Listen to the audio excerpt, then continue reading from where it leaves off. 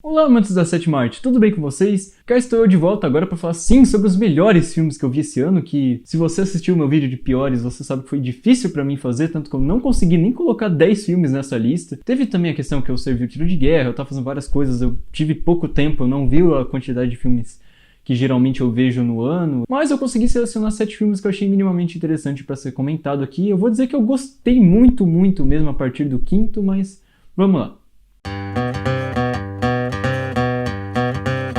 A primeira menção que eu quero fazer aqui é Air, um filme que tá aí agora, acho que no Amazon Prime, que é sobre a criação do tênis Air Jordan, né? E por mais que eu tenha algumas questões de não gostar do filme, porque ele dá uma hiper vanglorizada no tênis, quase como se fosse a criação de um deus, sabe? E não, é um produto comercial aí que gerou milhões por uma marca multimilionária. Então, eu tenho questões talvez até pessoais com esse fato de vanglorizar tanto um produto. Inclusive tem um diálogo hiper romantizado no filme que, assim, é bem brega, mas ainda assim é um filme instigante. Ele conseguiu me deixar curioso com o desenvolvimento de um tênis, que não é dos temas mais interessantes, convenhamos. Tem a direção do Ben Affleck, né, que também tá no filme, que é protagonizado pelo Matt Damon, e o filme faz algumas coisas bem legais, até a maneira com que ele retrata o próprio Michael Jordan, né, quase com uma aura de tipo, esse cara, esse jogador, essa revelação.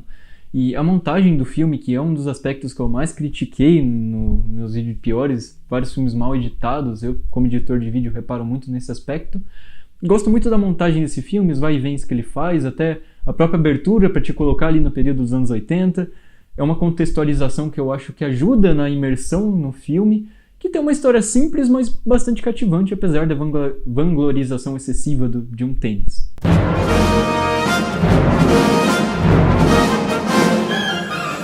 Em sexto lugar, mais uma biografia, Maestro, que eu tenho um problema com esse filme com a parte final dele. Eu acho que ele cai num melodrama bem do forçado, quase que... se você não chorou até aqui, vamos tentar te fazer chorar ao máximo agora. Mas é uma biografia bem interessante. Eu sempre gosto de falar que as biografias têm um grande problema de não saber o que contar e passar por vários momentos. O filme que pelo menos ele escolhe mostrar a faceta ali do Maestro com a esposa dele, até porque ele era um cara bissexual e que várias vezes ele não sabe exatamente o que ele quer da vida, então ele é uma figura bem complicada. Só que eu tenho alguns problemas ainda assim com o filme, tipo os momentos que precisa colocar ele numa entrevista com alguém falando tudo que ele conquistou na vida e que ele fez pra você ter uma noção de esse cara fez isso, ao invés de mostrar, sabe? Cinema eu acho que é muito mais sobre mostrar, não contar. Você não precisa botar um diálogo, personagem falando, se você pode mostrar as coisas acontecendo. E o filme realmente deixa um pouco de lado a carreira tanto do Maestro quanto da sua esposa, mas tem duas atuações muito boas, tanto da Carey Mulligan e do Bradley Cooper, que também dirigiu o filme, e eu acho...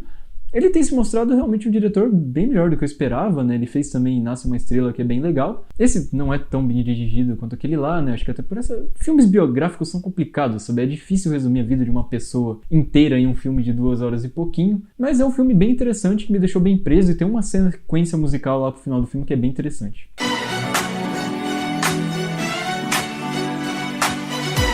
Em quinto lugar, Barbie, da Greta Gerwig, é um filme sobre uma boneca, mas que trata temas extremamente sensíveis, o existencialismo, né? Ela debatendo com ela mesma o que é real, o que é verdadeiro, e também todas as questões sobre o feminismo, que até, pra mim, é o grande defeito do filme, que ele exagera demais em passar a sua mensagem, mas até vendo pela repercussão do filme, ainda tem muita gente que não entendeu, gente falando que é um filme anti-homens, sendo que o filme coloca o Ken quase como uma vítima do próprio sistema do machismo patriarcal que a gente tem instaurado na nossa sociedade, né? Uma coisa quase automática. E o filme fazer esse tipo de comentários com humor, na maior parte do tempo bem acertado da Greta Gerwig, né? O filme é uma grande sátira que não condena nem julga nada. Eu acho isso muito legal da parte dele, né? Ele vive traçando esses paralelos de, ao mesmo tempo, ele reverencia o legado e a importância da boneca Barbie, ao mesmo tempo que critica também os valores de beleza, a imagem que ela passa, né? Como uma pessoa perfeita e padrão, acompanhando, inclusive, a própria Margot Robbie.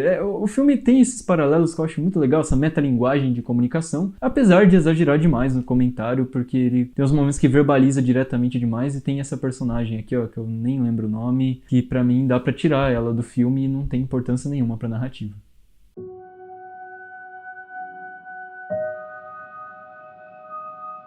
Em quarto lugar, O Assassino, de David Fincher. Esse filme, um filme minimalista, neo-noir da Netflix, que tem uma grande atuação do Michael Fassbender e faz um negócio que eu acho muito interessante, que ele é um filme que se contradiz o tempo todo. porque o assassino do Michael Fassbender, que a gente nunca sabe o nome, é um personagem completamente anônimo, misterioso e meticuloso, pelo menos na cabeça dele.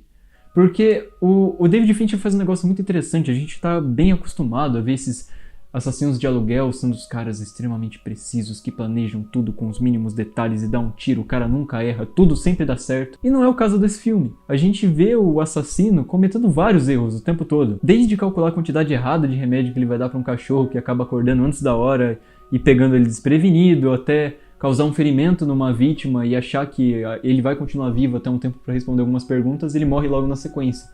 Mas na narração ele tá sempre sob controle, sempre reforçando pra si mesmo que ele é o cara, que ele é um bom profissional, porque ele começa o filme, né, cometendo um erro, então é o filme todo ele tentando se provar pra si mesmo e pro público que ele não é aquele cara que erra, mas ele comete vários erros. Eu acho isso muito interessante, apesar de que eu tenho um probleminha com a falta de consequências que isso traz pra narrativa, porque embora ele cometa vários erros, isso nunca realmente afeta o personagem dele. Como eu falei, é um filme bem direto ao ponto, simples, mas que é bem eficaz no seu tratamento e tem uma edição supimpa.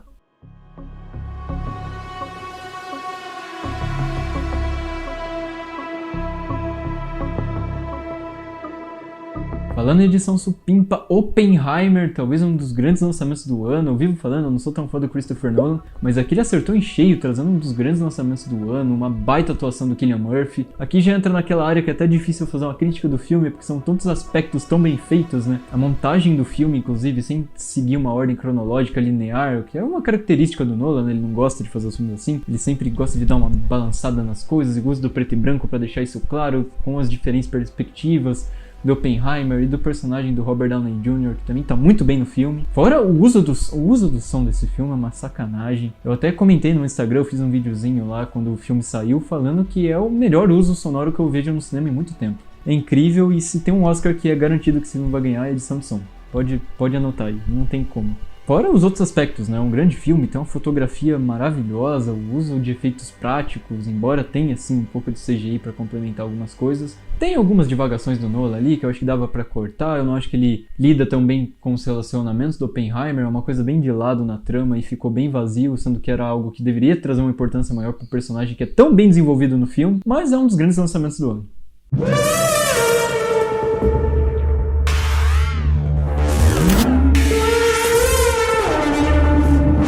Em segundo lugar, um filme que eu não esperava e que por muito tempo ficou sendo o melhor filme que eu tinha assistido esse ano. Homem-Aranha através do Aranhaverso fez jus e com bônus do primeiro filme, que era um filme que eu não aguardava, na verdade, porque o primeiro é tão bom que eu não acreditava ser possível fazer um filme à altura, e eles chegaram e fizeram algo que eu me emociono. Quando chegou depois no HBO Max, eu revi, né, depois do cinema, e eu quase chorei assistindo de tão bom que é o filme, sabe? Eu tive a sensação de estar no cinema e estar vendo uma obra de arte. A cada frame, os estilos de animação mudando para cada multiverso que eles vão, os diferentes Homem-Aranha, a história, o desenvolvimento do Miles com a família dele, o desenvolvimento do arco da Gwen, que tem um foco muito maior nesse filme. Ouso dizer que seja o melhor filme do Homem-Aranha até então, superando o meu querido Homem-Aranha 2, que eu achava assim, imbatível. Homem-Aranha no Aranhaverso é um filme maravilhoso, que eu não esperava, me surpreendeu e que é brilhante em todos os seus aspectos. É uma verdadeira obra de arte e que também vai ganhar o Oscar de melhor animação.